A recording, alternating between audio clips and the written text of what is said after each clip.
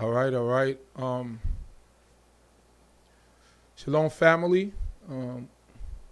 Blessed be the name of the Most High, Yehudah, the God of Abraham, Isaac, and Jacob, the one and only God, the living King, the one who created us all and none of us ourselves.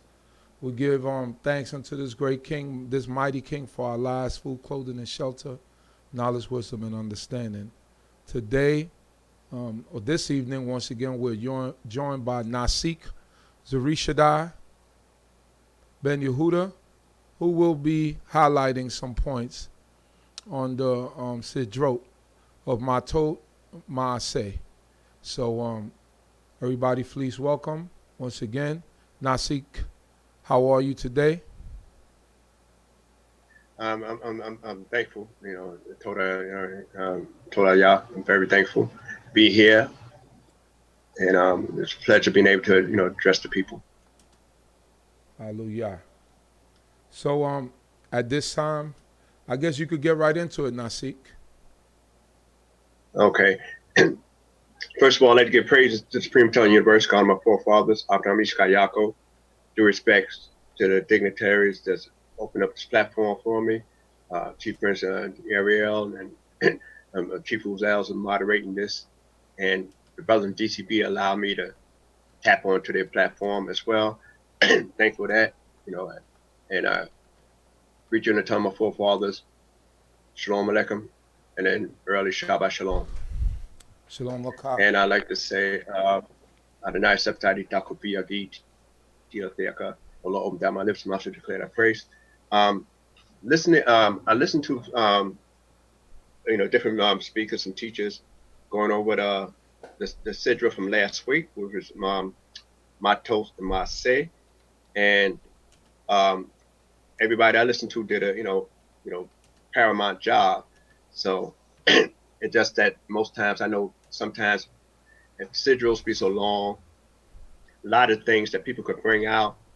So I try to highlight some points that they didn't concentrate on that hard at that particular time. Hopefully to be inspiring and enlightening to those that listen to the sound of my voice. And like I always say, any mistakes is strictly my own. It's nothing reflecting on anybody else or the book. Hallelujah. So with that, I'd like to open up in just a one-liner. But first, I'm gonna give you highlights of everything. First, Hatsukum, which is like summary. I'm gonna give you a summary of Matos, which is basically vows, wars against Midian, apportionment of the spoils of battle, the tribes that settle on the other side of Jordan, on the other side of Jordan, instead of going to the Holy Land. Then Masei, basically Israel's route from Egypt to the Jordan River. Right. Man's on entering the Holy Land. You hear me clear? Yeah, I hear you not loud and clear. All right. Commands on entering the Holy Land, boundaries of the land, cities of the Levites, cities of refuge, and also a follow-up on females being able to inherit. So those are the subjects that's covered between those two Sidroths. But I just going to focus on some points. I'm not trying to go through the whole Sidroth. I'm going to hone in on one particular portion in the Sidroth. All right, okay. but like in the opening, I like to deal with just the opening of the Matos. So if you don't mind, Chief, just the opening. Right. 30 Numbers, second verse. We're in the book of Numbers, chapter 30, verse 2. And Moses spoke unto the heads of the tribes of the children of Yisrael, saying, this is the thing which Yehodah hath commanded. When a man vows... Right, all right. That's all I want to hear. Just want to hear right here. Okay. Now, what is unusual is the opening of this particular Sidroth. Not the thing about Matos, which is what the Sidroth is actually named after, but when it says, this is the thing that the Lord had commanded. So the Creator had commanded. That phrase, that terminology, is only used by Moshe. No other prophet uses, this is the command. They use saying the Lord spake thus and thus and thus. And Moses, for the most part, said, and the Lord spoke thus and thus and thus and thus. But some will use the word ko, thus spoke the Lord. But here, when you see this is the thing that the Creator had made, you're only going to find the word zay. But this, only with this prophet, no other prophet. And that will show you that the level of Moshe is on, because the subject matter that he's even dealing with, the subject matter is, and you approach the leaders with vows before you talk about the people, because usually leaders in high positions are usually the ones who make the most promises that they can't keep. So they're the first to be encountered about the terms, about vows and certain things. This kind of remind you of these days politicians, so to speak. But that's all I want to bring out in that particular point.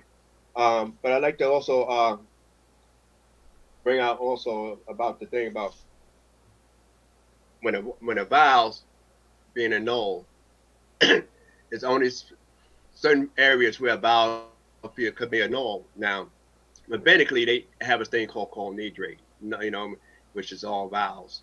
And during that time, they say that during Yom Kippur, which is a subject that's of great controversy in that area, where they say you can annul certain vows once a year and everything. So I'm not going to go into that, you know, now, because, you know, it'd be a lengthy discussion. But normally, even though, you know, they tell you about any man to make a vow, he's supposed to perform it, and he got penalties if you don't perform it.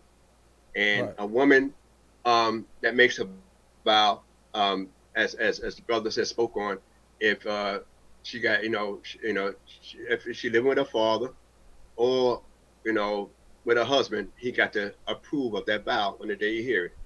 Now, and listen to what Chief Uzi explained it real well, that a woman could have made a vow in her father's house and then got married later on, and then her husband finally hear it.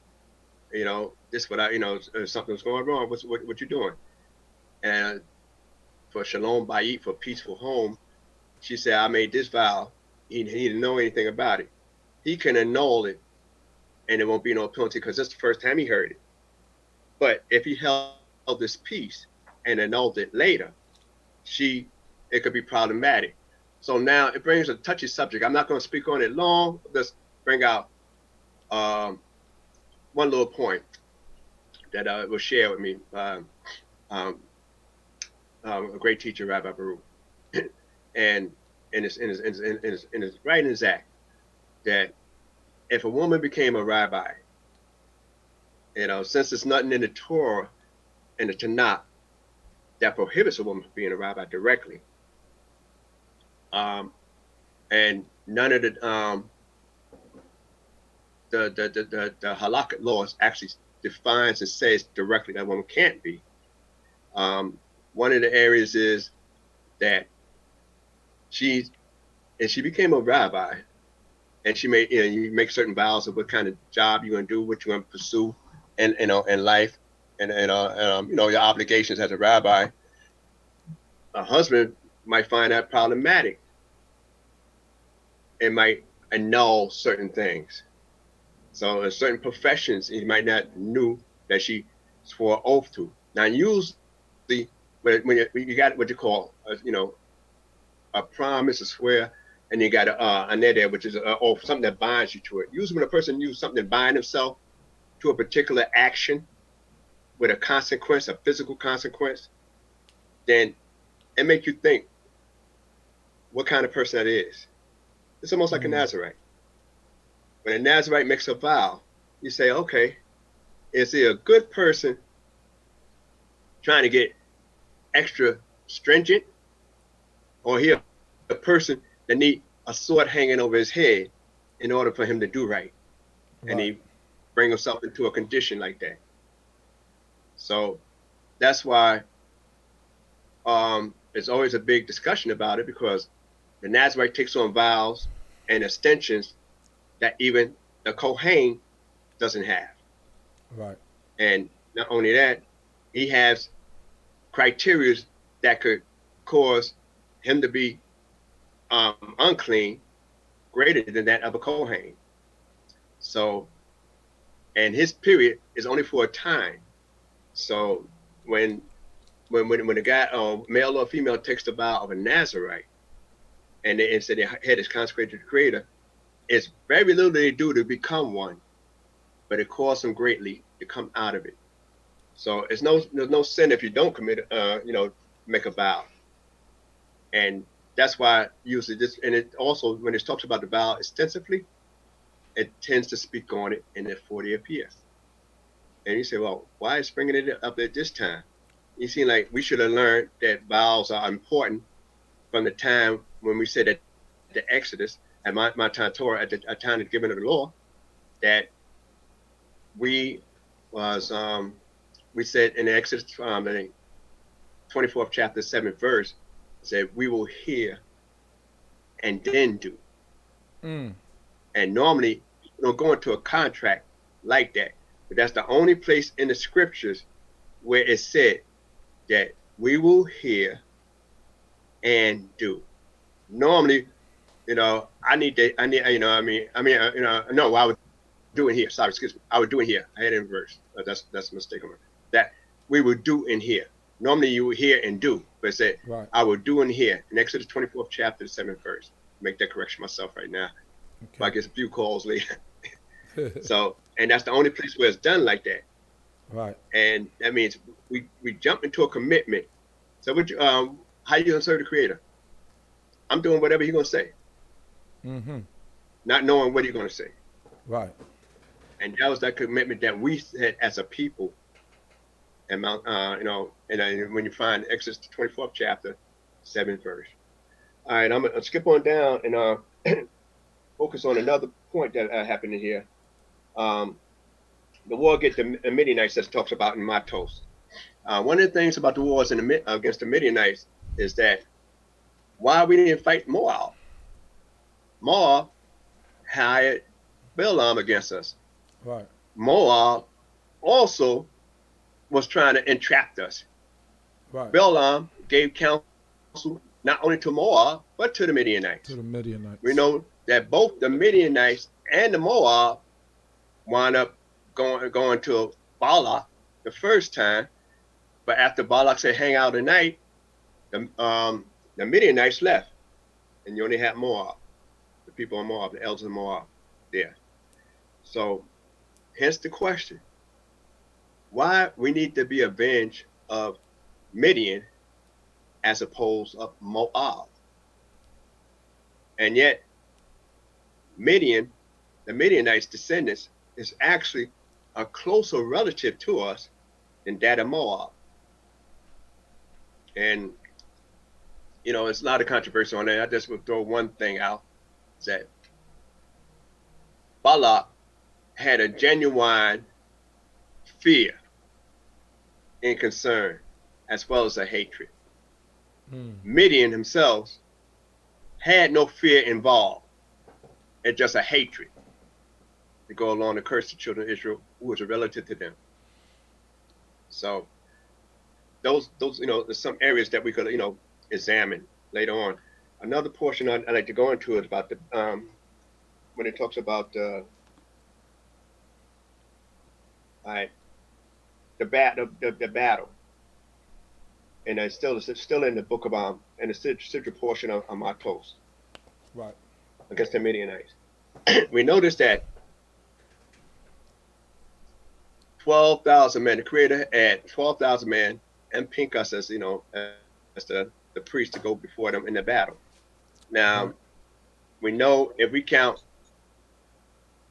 all of, if we count the tribes, it's 12 tribes, excluding the Levites.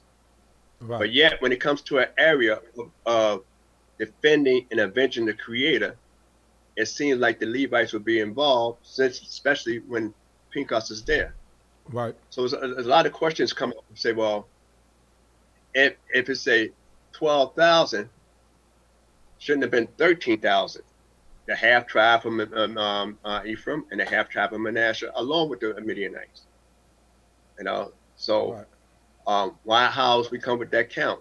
And that's been a puzzling thing in a sense. Wouldn't the Levites only be out there fighting as well? And the Levites been known to handle the sword. When they sent of the golden calf, it said all those on the Lord's side, and the Levites drew unto Moses, and they all drew their sword. So they was able to go to battle. Right. So I'm just going to throw this out here, just to ponder, and a thing of discussion, not a say a thing of a certainty, but a matter of discussion. Right. And one of the things that we should consider is that after this battle, Moses is supposed to die after that. We already seen his replacement was his minister, Yehoshua. Right. So some would visualize that if Yehoshua and the tribe of Ephraim went out, their guy would be the guy next in line. It's like rushing the other guy out of office, so to speak, off the throne. Nasik. Yes. Somebody wrote it would Tavel, Moreh Tavel, Ben Kol Mikal wrote, it would have been easier for Midian to come close to our camp with thunder and alarm than Moab. We interacted with Midian more because of Moses. He had family in Midian. Okay, I'll address that now, but you could save them at the end if possible. Okay, no problem. All right, but I addressed that, Moreh Tavel, and thank you for that insight. That we did interact with Midian a lot more in the beginning, but Moshe family was with him because his father and the Sidroth Yithro had brought him back. So since he brought him back, he brought his wife and his sons after Moshe had sent them back. So we talking 40 years down the line now. So, and we don't know when did Yithro come back, because he was going back to his own people. So we don't know when he came back. We know some of the people became friendly with us during it when we look in the time of Shofar team. So I hope I explain my position, as well. Hallelujah.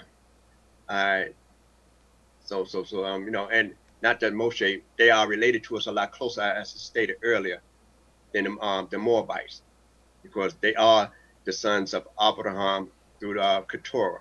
Right. So, and the Creator didn't tell us to fight Moab, though they hired Balaam against us. So as we move on and look at the count of warriors that was actually going to fight the Midianites, what is remarkable is that we know in the center of Baal Peor, it was 24,000 Israelites that died in that sin. The 24,000 in the plague, with Baal Peor. And so when we look at that, and you only got 12,000 men to go to battle, these 12,000 men go out to battle, they come back victorious and with more spoils than they got people, and more people than that went into the battle. So it's I'm not going to focus on that long, just because like I said, I'm not trying to be too long on this talk. But one of the unique things is that there's always a question whether the Levites took the place of Ephraimites at that battle, so that it won't look like Joshua was trying to rush his mentor out. We could consider that. Don't have to be true, but we could consider that being only 12,000. Because when it comes to avenging the Creator, everybody would want to avenge the Creator throughout all 12, and there have been 13. And then what's so unique that I really want to point out that most people tend to gloss over is that there was no princes involved as leaders over those 12,000. They were strictly officers. So, and one of the things is the Creator showing mercy, because the senior prince and war prince of Shimon just had got slaughtered for his sin in the matter of Baal Peor by Pinchas. So now when it comes down, it was to select officers so that one tribe wouldn't feel out of it, is that you had just officers of the tribes, because you had the major prince of Yehudah, the major prince of Ephraim, the major prince of Issachar, Zebulon, and Reuben, but and the rest of the tribes, but you don't have the major prince of Shimon. So even in the Creator allowing Pinchas and justifying him in that matter of slaying Zimri, that when it came to battle and invention, Simeonites was there, and it was 1,000 from that particular tribe for sure, and yet they say only officers over the people and not princes. All right. One other thing I'd like to bring out that's important is that when they brought all the spoils back, that you had the law that brothers had already brought out about the spoils of war. The people that stayed back had to get a certain amount, and the ones that put their lives on the line, they got more, putting their lives on the line. But what sometimes we might overlook is that all those guys that went to war, those 12,000 guys went to war, and they gave they had a sizable amount of wealth. They didn't turn in everything. They had rings and signets and stuff like that they got, and only their conscience, when they look around and see that it was 12,000 of them that went to battle and they didn't lose one man, besides what they had already given up that was prescribed by law, then they decide to give up those other trinkets and jewelries as the golds and stuff that they had, like the bling that they wore on themselves, that they didn't put along with the other spoils. So sometimes we might say, okay, when people go to war, they have, a certain mentality. I got to grab this, I got to grab this, I got to grab that. I like that piece. But their conscience bothered them, because it tell you clearly in the book, after they saw, shouldn't they know that when they got back? And you had the officers over everybody. They didn't have to wait till they get home. You got all these people traveling with you. The battle's over. You got all the captives, all the cattle, all the spoils of that segment of Midian. And therefore, it shows that sometimes when we look deeper, you can see sometimes the inner man will come out, and you got to be more disciplined in that area. And that's when they brought up a particular offering of the additional besides what they had gave already, and that was demanded by the Creator. What's unique is when Moshe claimed that you saved all the women. Here's a man who's married to a Midianite, live with a Midianite. They said you saved all the women, and the priest, Cohen Eleazar, he jumps right in and says about, purifying the kli, all the vessels of gold, silver, whatever the utensils that you're going to use, purified. What's remarkable is that nothing is said about the stock that was gotten amongst Sikon and Og. Nothing, they didn't say they're going to purify any vessels or anything they got from there. But with Midian, they had to purify. And so the question arises, and this is one of the questions that we don't bring out too much, is why that we had to purify those things that came from Midian that we're going to use and keep, pots, pans, whatever the case is. Those things that go through the fire, go through the fire. Those things that go through water, go through water. But yet we didn't have to purify anything from Sikon and Og. And one viewpoint is that we weren't going to inherit anything from Midian. But later on, we're going to inherit that thing, certain part of us, not all of us, part of the land that Sikon and Og had occupied. Right. And we noticed that when it was promised to go into Israel, it said houses built not, everything in Israel was all right to use. Everything when we go into the land. And who was living in there? Canaanites. Right. Only you're supposed to tear up the idols. But everything else in the land of Israel was, if it wasn't an idol, was usable for us. Right. So that Sikon and all territory that they occupied became usable for us. But the Midianites territory never became usable for us. We just avenged the Creator and took spoil. So therefore, when we took the spoil and we wasn't supposed to dedicate it and leave it anywhere, we had to purify it. Another area I'm gonna focus on, just to move on just a little bit, is the tribes that settled. Now, this one I'm gonna focus on. I'm gonna talk tonight. But before I go there, I'll just say, well, in the next chapter, Masei, it talks about the journeys of the children of Israel through Egypt for the 40 years, from Egypt to Jordan at that time. Different commands that was on the way entering the land. Boundaries of the land, cities for the Levites, and then cities of refuge, and finishing the law of inheritance concerning Zelophehad, that a woman that if she inherit land, not property, as I say, because property could be a gold bracelet, it could be a gold chain, it could be a gold goblet. Right. It's not those type of things. That's why I usually like to focus on land.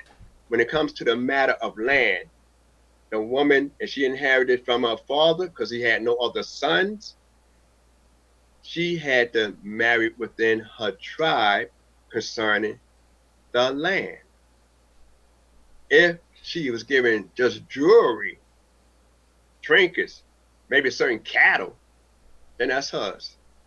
That's why a lot of times I like to specify the difference between when we just say possessions, and said the possession of the land was the issue with the daughters of Zelophehad, as opposed to maybe a golden chair, a throne, or a golden bangle, or something to that effect. Right. All right. So now I'm gonna focus on let me see. The chapter, I like to go into chapter 32nd chapter of Numbers. Numbers chapter 32 from the top. Yeah, from the top. Now the children of Reuben and the children of Gad had a very great multitude of cattle. And when they saw the land of Jazer and the land of Gilead, that behold, the place was a place for cattle. The children of Gad and the children of Reuben came and spoke unto Moshe and to Eleazar the priest, and unto the princes of the congregation, saying, Ataroth, Dibon, Yazer, Nimrah, Cheshbon, Eliale, Sebam, Nebo, Beon. The land which Yahuwah smote before the congregation of Yisrael is a land for cattle, and thy servants have cattle. And they said, Hold right there. I'm gonna stop right there. Stop it. We're gonna pick up this that verse afterwards. All right. Now, but the way it's opened up with, Reuben and Gad, having a great multitude. Now we know the numbers. We just went to the census of those particular tribes earlier. But what is interesting in the second verse, it says the children of Gad and the children of Reuben came and spoke to Moshe. Now we notice that it was a lot of trouble. I think Samazakar did an excellent job, and he's talking about, the different rebellions. I believe with Korah and like in the South, there were always a lot of problems. Korah in the South, Dathan and Abiram in the South, tribe of Shimon in the South. Only tribe that didn't get in no trouble yet was God. And Gad, the controlling tribe of the South, was Reuben. Reuben was the first to get into problems with Dathan and Abiram. Shimon was second to get in problems with Zimri. Now we have God. He's speaking ahead of Reuben. So sometimes we always say, with caution ends, danger begins. So I think Reuben, in this case, decided to be a little bit more cautious. Shimon just had a catastrophe. Reuben's catastrophe is 40 years ago, pretty much. Shimon's catastrophe is just this year, the 40th year. Now God, he takes the lead. And it happened to be Shalom. Yes, you read me? You hear me? Yeah, I hear you. Okay. All right. And so God takes the lead over Reuben. And then they say it's a land, a place for cattle. Well, everybody's seen that. Everybody know that. And they say they have much cattle. All right. Everybody had a lot of cattle, especially the 12,000 that went to war. We just got a summary of how much cattle they had when they went to war. Right. And now, after they make that approach, now we're gonna pick it up in the 5th verse.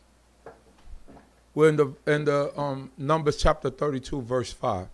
And they said, Yeah. if we have found favor in thy sight, let this land be given unto thy servants for possession. Bring us not over the Jordan.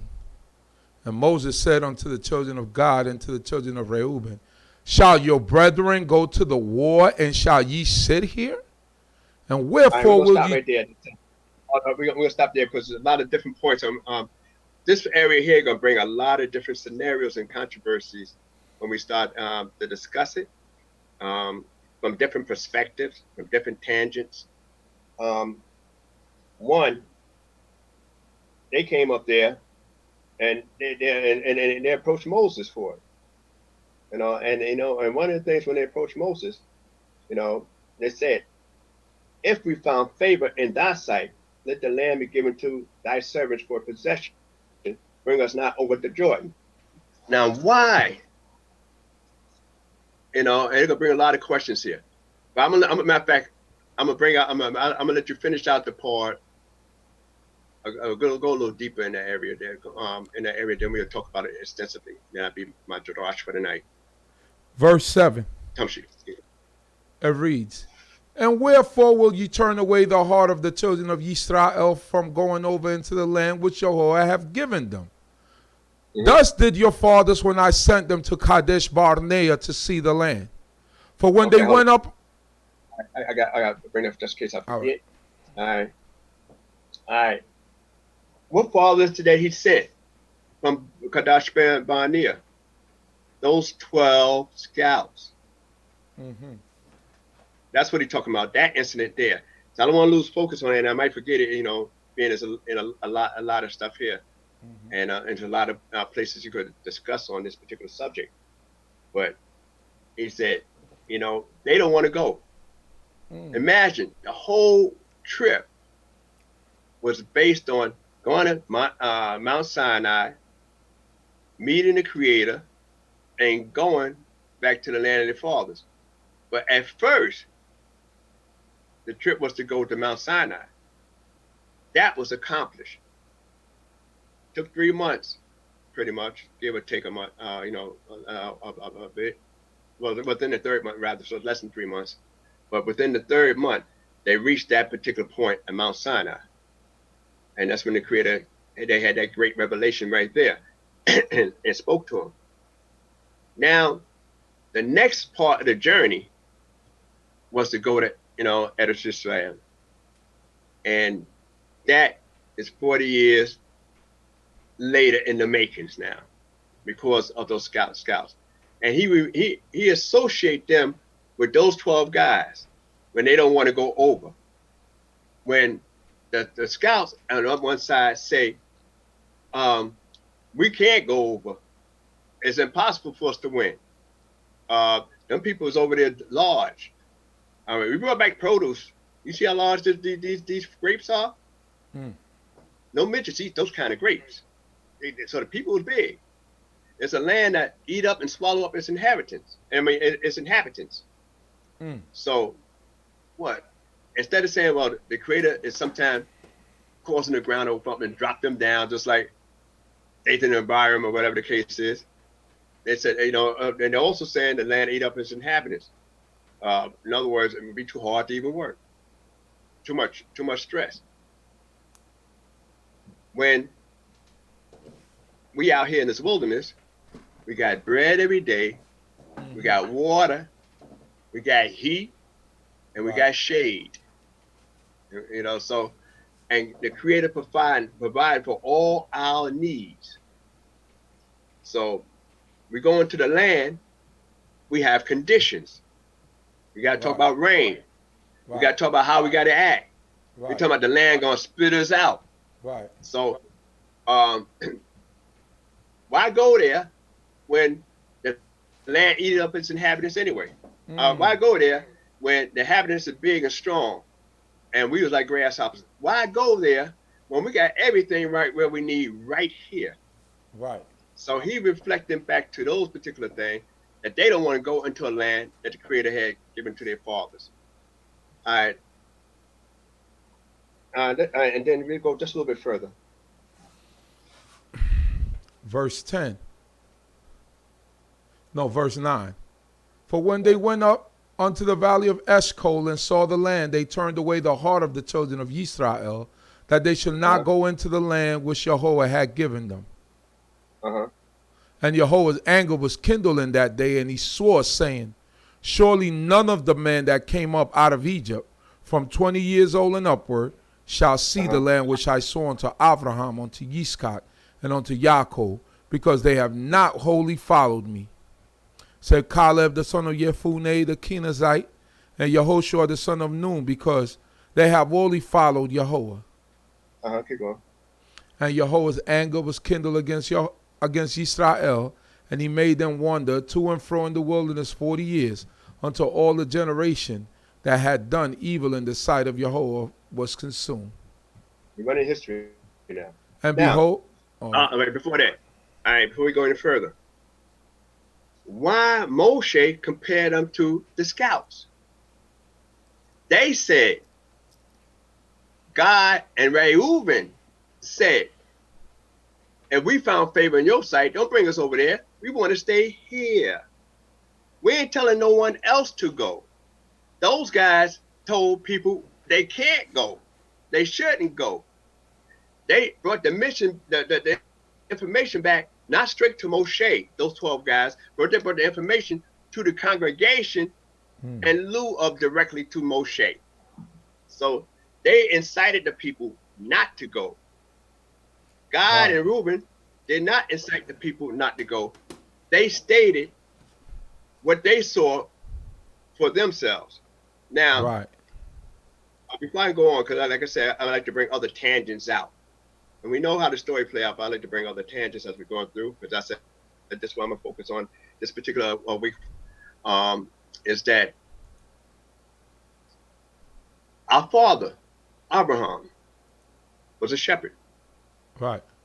Yitzchak, a shepherd. Right. Yaakov, a shepherd. Right. He also told to tell his brothers, hey, we've been shepherds. Right. We're shepherds like our fathers before us. I mean, the brothers told Pharaoh, I should make it more correctly. The brothers told Pharaoh that we're a shepherd like our forefathers. So now, as a shepherd life, not only is it rough and tumble, but as a shepherd life, you could devote more time to meditation. Joseph, brothers, was, and that went to Goshen. There was shepherds. One thing, they had a more of a quiet, secluded type life where they could think more. Moshe was a shepherd. So now, being a shepherd is not bad. Our greatest leader, are we keeping the sheep, and that's because as a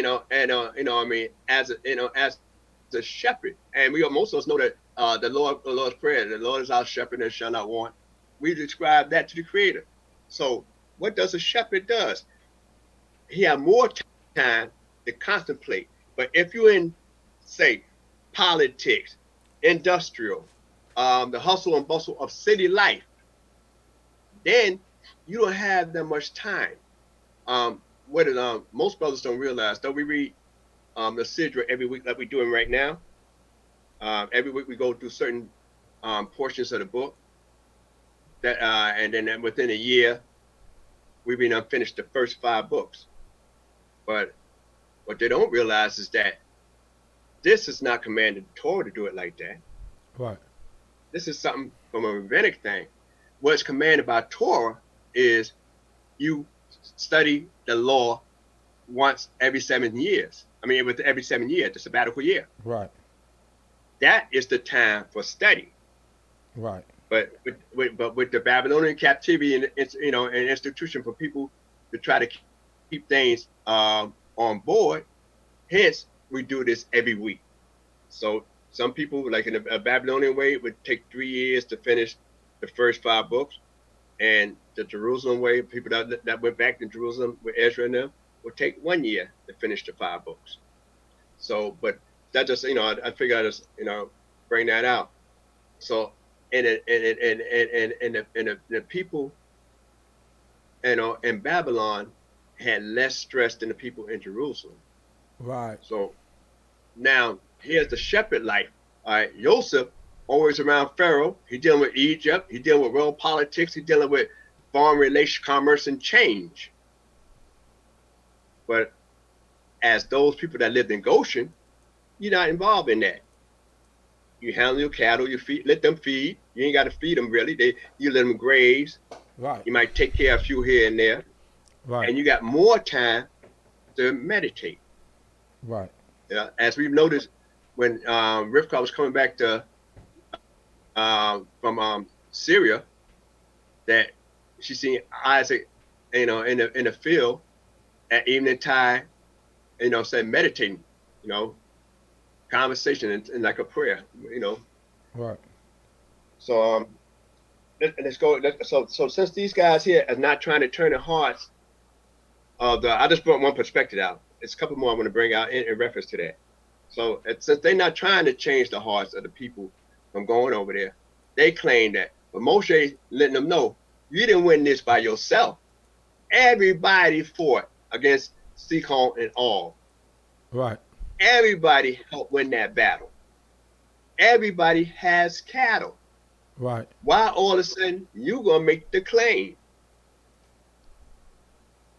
So now you consider your money, as your real asset instead of, the asset of the land. So now you got 2 different viewpoints on a subject, because they might have the viewpoint, hey, we really gonna do what our fathers did when we came out of Egypt, being a shepherd.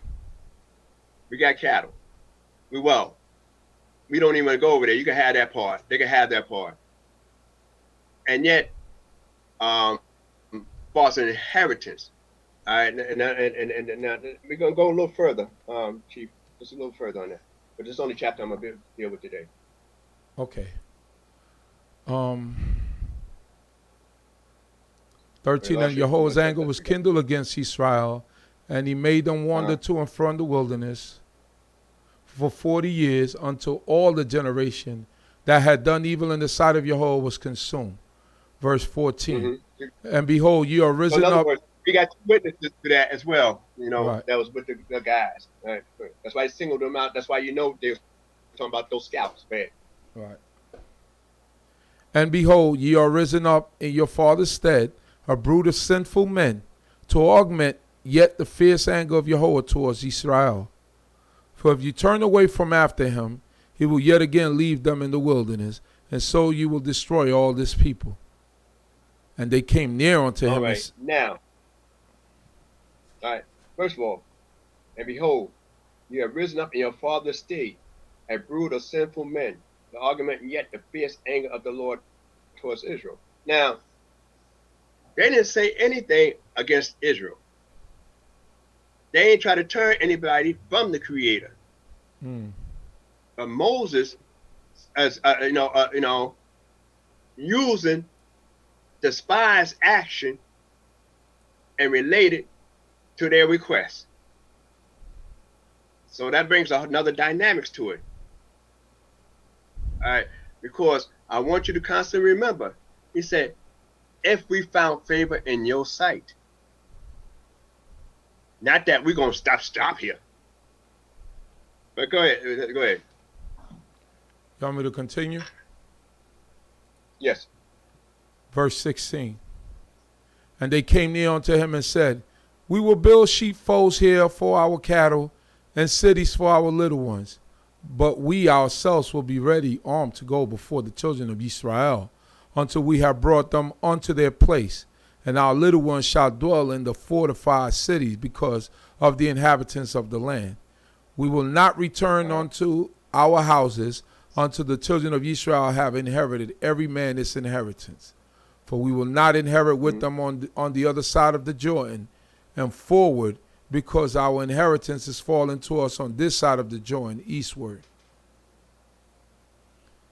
Okay, keep going. And Moses said unto them, If you will do this thing, if you will arm yourselves to go before Yehudah to the war, and every armed man of you will pass over the Jordan before Yehudah until he have driven out his enemies from before him, and the land be subdued before Yehudah, and ye return afterward, then ye shall be clear before Yehudah and before Yisrael, and this land shall be unto you for possession before Yehudah.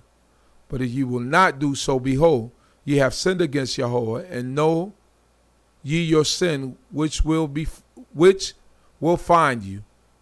Build your cities for your little ones, and folds for your sheep, and do that which have proceeded out of your mouth. Proceed out of your mouth. Uh-huh. And keep one more verse. And the children of God and the children of Reuben spoke unto Moshe, saying, Thy servants will do as my Lord commandeth. Okay.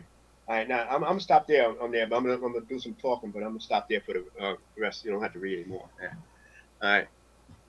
One of the things is that why the harshness that Moses looked at, he jumped to conclusions because it's the way they stated at first. They talk about their cattle, then they talk about the children. Right. All right. And so he associated, and he thought that you're gonna try to influence other people. Not only that you seem like you're greedy and it's about your pockets, but what about the rest of the tribes? Nobody else wants that side but you. So Moses looking at it as you're being selfish now. Right. And it shows that their intentions was not to be selfish. Right. How we know the intention was not to be selfish? Because from the very beginning they said, if we found favor, all you had to do is say no.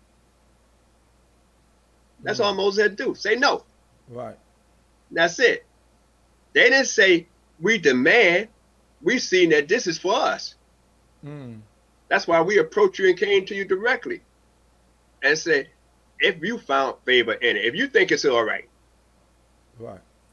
So why read us down and associate us with those Magalians, those scouts that was 40 years ago that caused the congregation to sin against God?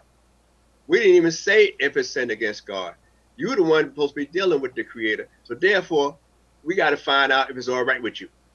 Right. We know what the mission is. And we intended on going over to help our brothers to fight. So our intention was never not to go over and help them conquer their land like they conquer ours. It's just that we find that this side be better for us. So now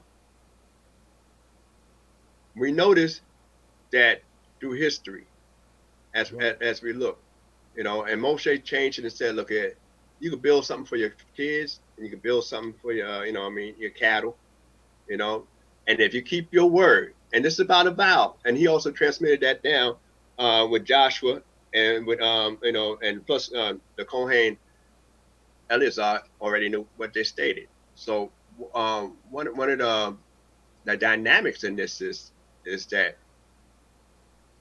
why wouldn't the people want to go on the other side? On the other side, like I said in the beginning, get caught up in commerce, get caught up in trade. And, you will have little time to focus on the law. And we know that the obligations that they made took them approximately 14 years for the tribe of Gad and tribe of Reuben, and then part of the territory on that side was given to half the tribe of Manasseh, which is Malchia's children on that side. So they got like a double portion anyway. Right. You know, it was on that side of Jordan, you know, the other side of Jordan. But we know that that you know that there was a thing that they looked at. They look at one as two ways of serving the Creator. Right. And some people figure I need to be isolated, and that's one of the morals of this the comparison, that you could be isolated, yes. You can meditate on the Creator, yes. But meditation alone don't make you complete in serving the Creator. You could be industrious, you know, a good politician, a good manipulator, a good businessman, you know, like Joseph was good in that area, you know, an administrator. But are you a good teacher? So, whereas a business individual, a person might have the skill and the savvy and the wit to be a good businessman, but he may not be a teacher for business. Whereas a shepherd, on the other hand, he must teach the next generation how to be a shepherd if that's the business that they're dealing with. And also the thing is that it's like two worlds. You can't be isolated, a hermit, and say it's all about serving the Creator and not getting involved with the world. And you can't say I'm just involved with the world, trying to deal and will and deal in the world without having time for the Creator. You must be able to merge the two. Hence, when we talk about, we take objects that's mundane, things that has very little worth, and extrapolate and give it holiness by our actions, by following the will of the Creator. So it takes both of those areas there that they wanted too much to go on that side, and hence you had 3 cities on that side, cities of refuge, and that side unfortunately had more attacks and went into captivity and got beat down first. That side of the Jordan. Whereas on the other side, it was much more protected, because that's why they refer to as the promised land in some scriptures. You know, that was promised to Abraham. Abraham was never really promised that side. It was annexed into that side of the Jordan. You know, after your border expanded, then we will expand. So one wanted, you know, to stay in a type of it's a holiness, completely isolated by themselves, to themselves, and others were going into the more of a commerce, because we know there's a more hustle and bustle across the Jordan, dealing with the tribes, trade, commerce, and other faculties and kingdoms and stuff like that. You're interacting with more kingdoms on that side. On the frontier side, where Gad and Reuben was, they might get attacks from outsiders, you know, from the southern area. So the lesson is that we must find a mean to be able to merge both. We can't be too busy, and if I could bring it more into contemporary terms, you can't be a guy that just study, and don't have a job. And you can't be a guy that just job, and never study. You got to be able to work both of them in. You got to have time for study and time for your vocation. See, work is a divine thing. Study in itself becomes divine when you get the opportunity to do that. So, you know, we got to be able to work both of them. And I hope you got something out of what I said. I was trying to be a little brief this week instead of keep y'all too long, and focus on one area. And I hope I came across where you got some insight in what I said, and any mistakes have been my own. So if there's any questions, I would take that now. I have a question. All right. I just want to roll up to it. Oh, you had that many? No, just one. This is just me. All right. Caleb was a Kenizzite, right? Okay. Weren't Kenizzites like Ishmaelites? No, and one of the things I neglected to talk about in this particular sidra, God said I want to focus on one thing. One, he's a Judite because he's of the tribe of Yehudah, and he represented the tribe of Yehudah 40 years ago. Also, he could not pick for a lot for the tribe of Yehudah unless he's that. He couldn't be nobody outsider. He had different families within Yehudah, subdivisions of houses. So, but verse also save Caleb the son of Yefuneh the Kenizzite. So, can we expound on why is he called the Kenizzite, which is a totally, and the Tanakh you have them also as a totally different people. Kenizzite, maybe not Canaan. They're not Canaanites, but they're not mentioned with the Canaanites. But they're not. It's not mentioned who they actually are. You know, I mean, you just had different families because, just to give an example, when you look in the Chronicles, some people, the descendants of Israel, got a name Baal. You know, that's actually their name, Baal. And it's not the idol itself, but that's the name of the individuals. I forgot what tribe that was. I was just looking at just a couple of days ago. So you have people that have other names, like the children of Machir.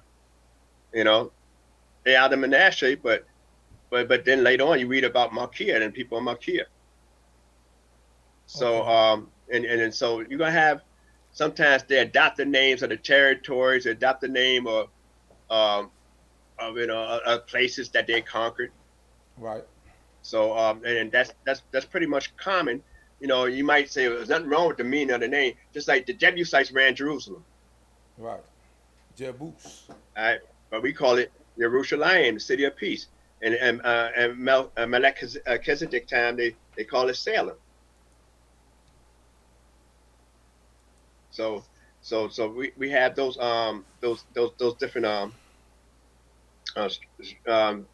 terms and names that's used, you know, often in the book where people might adapt the name of a particular locale and place as opposed to actually not being from that place.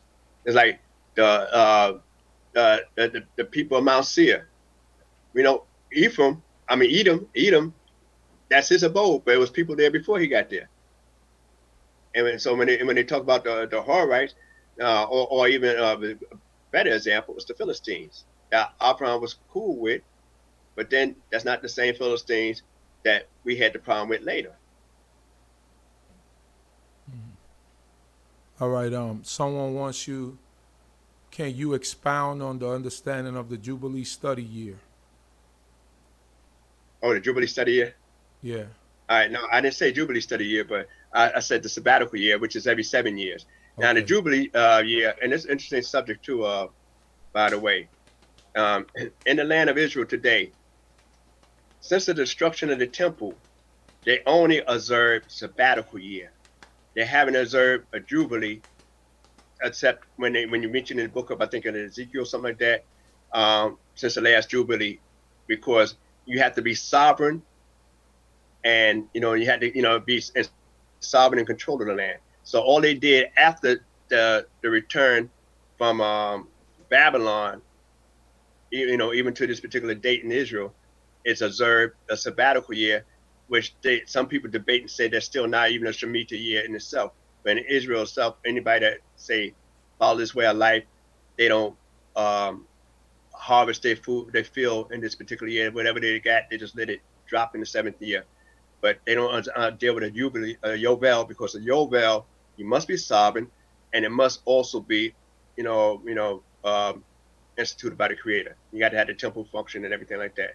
So they only observe the sabbatical year, which functions whether you have a temple or not.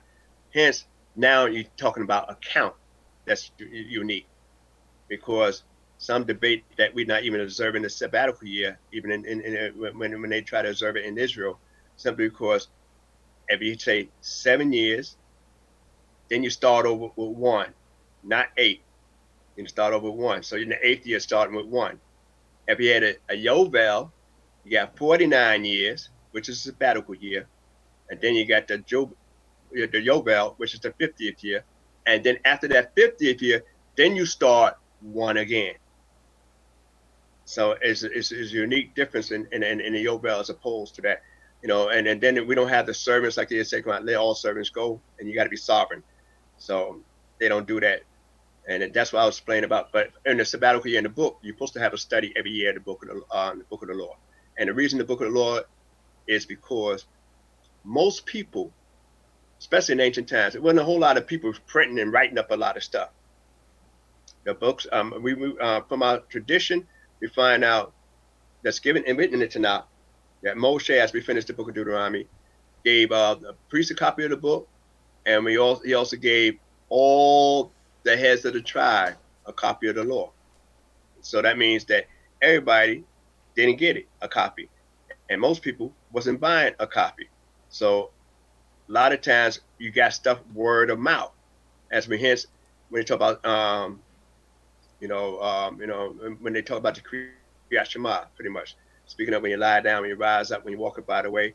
But that's pretty much that. Nowhere in there it said anything about reading in the Shema that most people do in their prayers, and most people just didn't buy like that. But they're supposed to be taught, and they're supposed to bring out the book of the law and read in it and read out of it. So thanks for the printing press, and thanks for the things today that we could get these books and scrolls and stuff like that and read out of it and read it for ourselves.